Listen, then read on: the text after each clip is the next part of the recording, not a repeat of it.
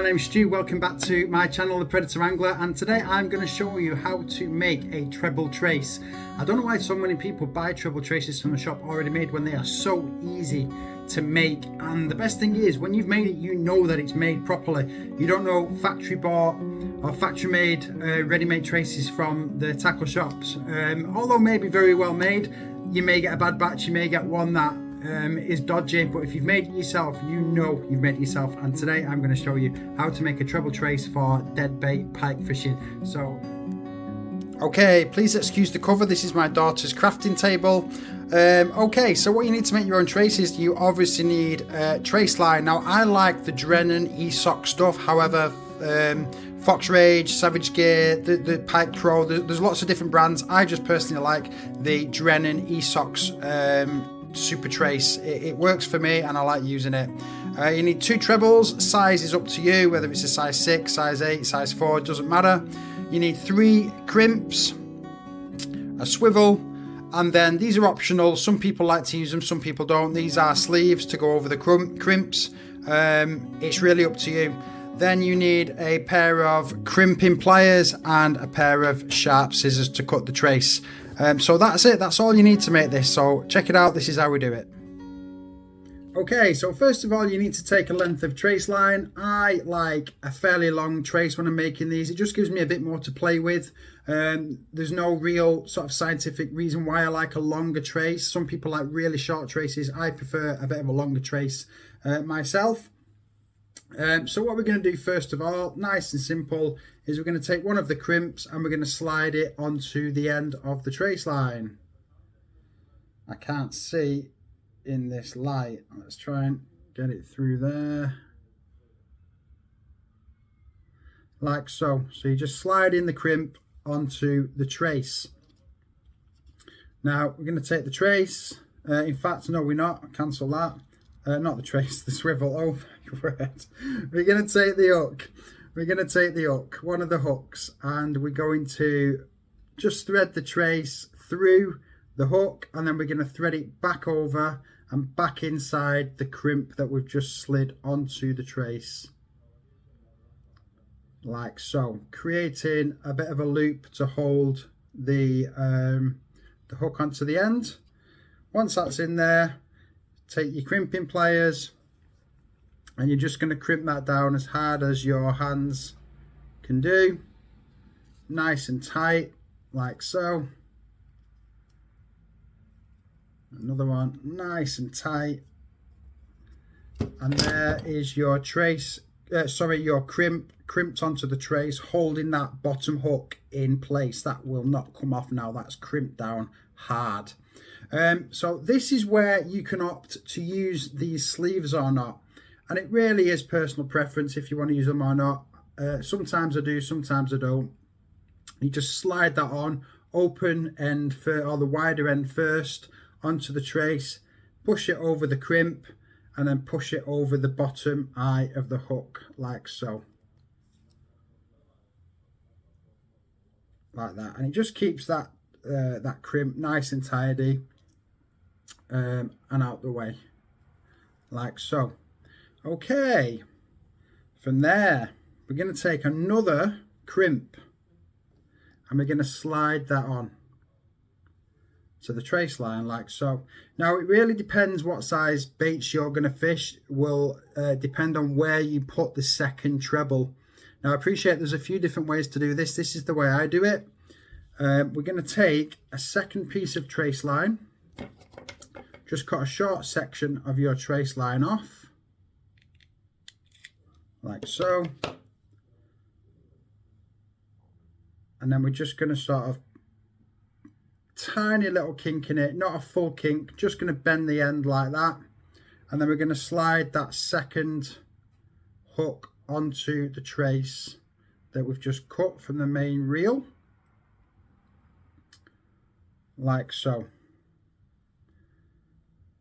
From there we're going to slide the 2 ends back into the crimp that we've just slid onto the main trace line.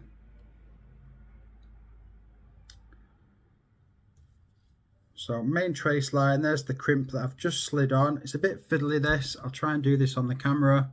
So all we're going to do is slide the double end of that short piece of trace back inside that crimp. Now you need to make sure you've got a crimp wide enough to get 3 strands of trace through, or your trace is thin enough. And then you can really gauge, you can slide it up and down and then gauge where you want that second hook hold and how wide or how far away from that bottom trace, bottom hook that you want. So I think that's probably a good little place for me there. I'm going to have it about that far away, like that. And then we simply crimp it down. Nice tight crimp on that. Like that. And then we simply crimp it down. Nice tight crimp on that. Squeeze, squeeze, squeeze, nice and tight, nice and tight. And there we have the second one crimped down nice and tight. So that effectively is your trace done. Your treble trace is done. Now you can throw a second cover over that if you so wished. I'm just going to cut those 2 tag ends off because we cut a little bit longer trace line. So we're just going to snip them off nice. Now you can, some people do, I will just for the demonstration of this video throw another sleeve over the top of those, or that crimp, and onto the treble. Like so. So we've got it like that. You don't have to, I mean, you can just leave that one dangling if you so wished, so it's not got the sleeve on holding it in place. It really is personal preference for that. Okay, so that is how we do that. So now we're at the line end which attaches to your main line. So for this end, if you did want to use this, you need to put that on first this time. So we're going to slide that on. Now it's important to know that it's the narrow end first this time, because you're going to push this back over the swivel at this end. So from there, once that's on, we slide the crimp on. Like so. And then finally, we've got our swivel. So nice and easy. We just put it on, double it over, push it back through the crimp that we've just slid on. Like so. Don't know if you can see that or not on the video. Like that. And then we simply crimp that down.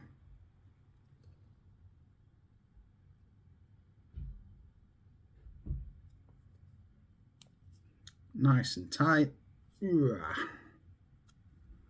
Easy peasy. And then we just push that sleeve back over the top of that crimp and over the top of the swivel, like so.